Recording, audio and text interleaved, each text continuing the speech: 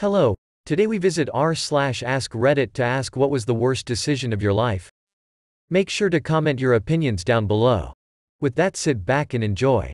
Bought a wee ring to have adult fun time with my ex-girlfriend.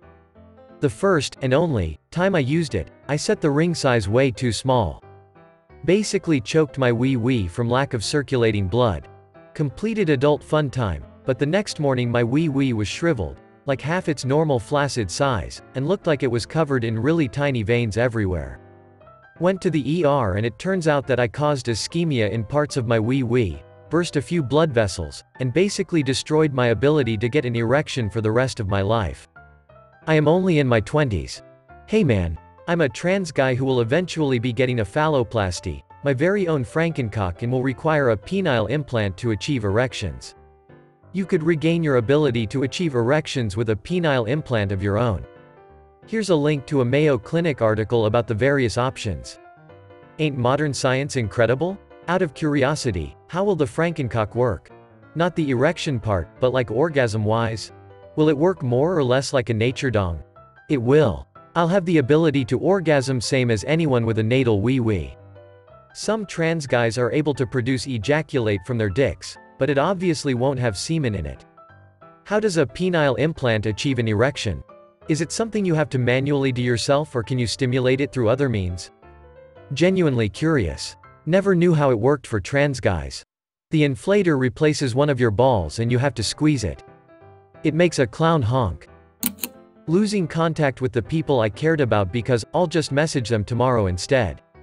Tomorrow never came and now the relationships are dead. You'd be surprised at how positively people react to reaching out. I'm an extrovert, so maybe it helps, but I will literally message people I haven't spoken to in years to just say, "Hey, I was thinking about you today, remember that time when... Haha, how good was that? I can't believe how long it's been. If you're free we should do a coffee, I miss us." People love being told they're being thought about. People are so caught up in their own life, they aren't thinking of anyone really or anything. Last piece of advice is, if you don't want to be too forward, message on an app like Instagram or reply to a story if you don't want to randomly reach out and spark up a convo. It will be the best thing you've done. Also, don't get too bummed if their life has taken over and they don't have time. It's not that they don't like you, but kids and work completely destroy people's ability to have a social life. Message me if you ever want to chat about how to go about some of these convos, it's my specialty. Second this. I went years not talking to some of my best lifelong friends when I moved cross-country and ended up essentially being strangers. I went through a really bad breakup and was doing awful, and one day decided to create a group text with them and just ask how they've been to cheer myself up. It's been 3 years since then, and we now talk to each other constantly throughout the day, every day, just about small things, what we're doing, memories, etc. Also has been brought up a few times how thankful we are to be able to talk every day like nothing's ever changed. If you miss somebody or feel lonely, take the initiative and reach out, because you both might feel the same way and they'll appreciate it. Trying crystal meth. I didn't use for long, but damn did my life take a nosedive after that. Been off the stuff for 2 years now, and trying to pick up all the pieces and put my life back together again. Although I don't know if I'll ever get back on track with a felony conviction on my record. Was searching for this. Trying meth was the hugest ducking mistake. It took me for an awful ride for 1.5 years. Took my kids, my pets, my home, my morals, my sanity, and finally my freedom. I ended up in prison on a 10-year sentence on 3 felony convictions.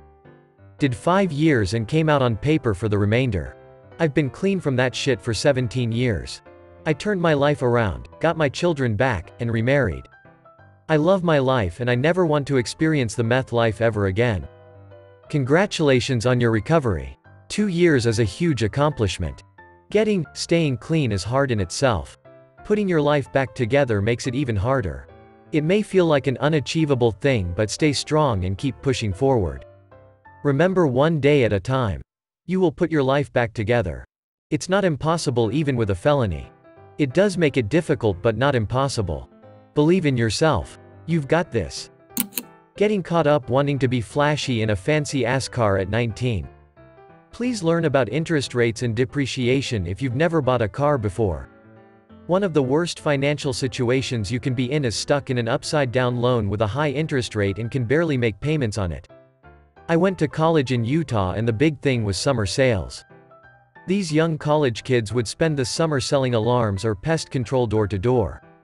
Some made good money and came back and bought fancy cars. I knew one guy who came back and bought a beautiful BMW M3 in 2002. He used up all the money he saved and financed the rest. He struggled to make the payments when he wasn't out selling. He was a moron. Last I saw of him he was married to a nice, but high-maintenance woman and had a few kids. He is still living way outside of his means. I was engaged to a 32-year-old mom of 4 kids when I was 21 years old. I was not ready for that life. Edit still not as bad as the wee ring guy. After about 4 months living together we amicably split. Best for her, her kids, and me. No hard feelings, she was lovely and a great mom, but I needed some growing up to do. What were you thinking, dude? I was thinking I won the lotto. Until reality set in. Everyone wants a MILF until they have to deal with the M part. I feel like I can't really find that one worst decision, because my life until now is just a snowball of slightly bad decisions piling up. Don't quit school cause it's boring, make sure to get your driver license, and don't take things for granted. And don't waste money when you can't afford to. I used to live in a penthouse that was built onto the roof of an existing apartment building. Floor 14 was the top floor of the main building and it had pH 14 on it. There was a flat roof, then there was pH 5, and pH 6 on top of it. I lived in pH 5 and I forgot my keys one day and my roommates wouldn't be home for an hour. I decided it would be a good idea to use the window in the stairway, which happened to be at pH 6 level, to jump down onto their special roof area at my level so I could climb through my bedroom window. It had rained the night before and the wood their patio was made of was slicker than it looked. The ceilings of our level were 12 feet high, so I was jumping from about 14.5 feet up. It didn't look too bad, but when I landed my feet immediately slipped and I landed on my back. My ankle was completely numb. Though that ankle didn't suffer a break, it did suffer a soft tissue injury that has caused me constant, chronic pain for the last 9 years. It ruined one of the healthiest periods of my life when I was running a few times a week and I weighed 180 pounds. Over the last 9 years my weight has fluctuated drastically, my health as well obviously, and it all coincides with whether my ankle is doing okay, or it is so bad I literally think about taking a sharp spoon and scooping out the painful areas of my flesh. I tried for years with physios, specialists in sports medicine, MRIs, and never really got better. I gave up trying about 4 years ago and I have gotten to be the biggest I've ever been. But, I decided to try a highly recommended physiotherapist a few months back and I am seeing progress that I've never seen before, so things are looking up. She has been utterly fantastic. So yeah, I basically caused myself 9 years of chronic pain because I was too idiotic to just wait for an hour or so for my roommates to get home. My ankle goes from about 1 to a 5 on the pain scale. It's not horrible, but chronic pain is just so damn draining, and every time I've tried to get back to exercising eventually it gets so bad that I stop. Briefly trying to become a lion keeper at the local zoo. Lion poop, man. I legit still have nightmares about it. Worst substance on earth. I hate it. I thought I had a strong stomach but it legit messed me up the first time I had to clean it. I puked and ended up having to go sit on a bench leaning against a wall with a garbage can next to me. And if any other keeper sort of laughed at my misfortune and reminded me of the task at hand I'd start gagging again. What's so bad about it? Imagine cleaning up a 3-pound slab of semi-solid fresh cat poo, which looks solid enough at first glance but reveals itself to be smeary goo on the inside when you try to clean it. It smells like a cross between super rotten meat and poo, mixed with cat. Pure cat musk dialed up to 11. There's no doubting it's of feline origin. Not to mention it's usually found near large quantities of their spray. Imagine tomcat spray but way larger quantities and stronger. So this super heavy, acrid, sour urine and pheromone stench is all over the air and mixing with the 3 pounds of digested guts you're trying to scrape up. I decided to try and be a parkour expert. My shitty coordination didn't kill my motivation. Until one evening, I was at a local park, and decided to do a massive wall jump that failed epically. I fell on top of a jabbed surface and tore my intestines. Due to this injury, I now have a permanent colostomy at the ripe age of 16. Mistakes, man, they suck. Not mine, but my mom's. Trusting a sketchy dentist because he was in the neighborhood and took Medicaid. For every filling he gave us, he drilled out entirely too much healthy tooth, and gave us each one root canal. In each of our mouths, the tooth that had root canal treatment completely broke off to the gum, and all the teeth that he filled ended up breaking. He has since been put out of business and been charged with malpractice. Same here, maybe not the same dentist, but similar situation because dental isn't covered in Canada. Botched fillings, crowns and root canals. My mum only caught on when he was only observing his employees do procedures on her. Turns out he was charged with something and wasn't allowed to treat people. He was still allowed to work on horses though. Not sure how horse dentistry is regulated, so I can't speak to that. He once offered to give me veneers when I was 12. My dumbass was like, sure, seems better than braces. Thank God my mum pushed for braces. They were botched braces, but at least I didn't get my teeth shaved to nubbins. Could you imagine the social trauma of getting botched veneers in middle school? I shudder to think of it. My girlfriend dropped out of college right around the time I graduated. We'd been together for years and I had a good job lined up, so I let her move in with me. She can take some time and figure out what to do with her life, right? Wrong. She would get really mad when I brought up that she had no job or plans to complete a degree. She got frustrated that I'd work long hours at my job and come home tired. When we broke up, it took months to get her out. I don't think it's a bad thing to want to be generous, but never in that way again. I was living in Beijing.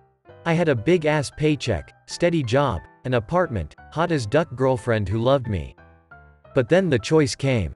Move with her to Paris while she does her master's degree, and I can just live with her while I look for work and live off of my savings, or take my savings and go back to my hometown to try to run my own business. I chose the latter. She couldn't handle a long-distance relationship and has left me, and actually resents me a lot for my choice.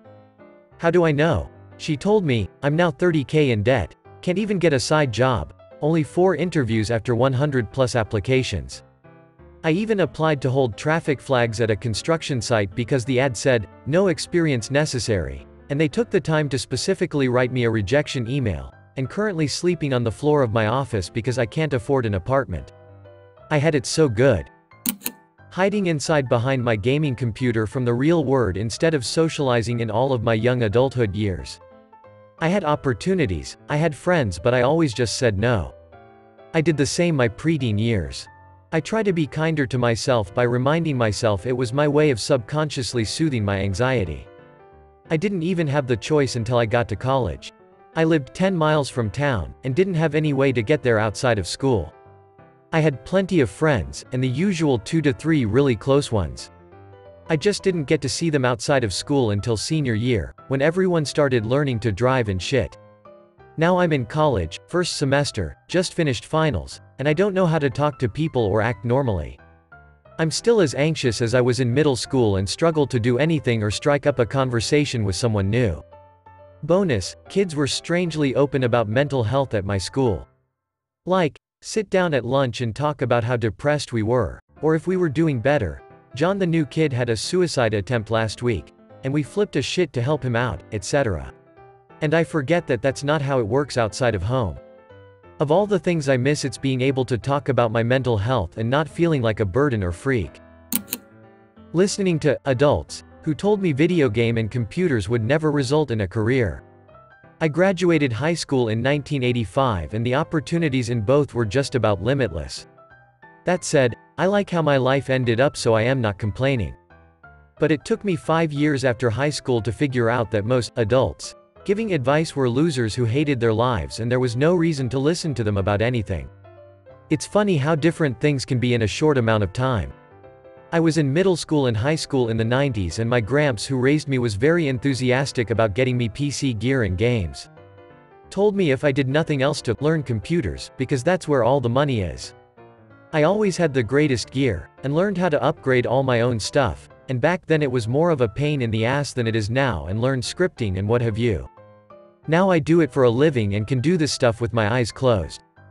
Thank you for watching all the way until the end, and don't forget to like, subscribe, and comment your opinion down below. Click the video above if you want to continue to watch my content. Until next time.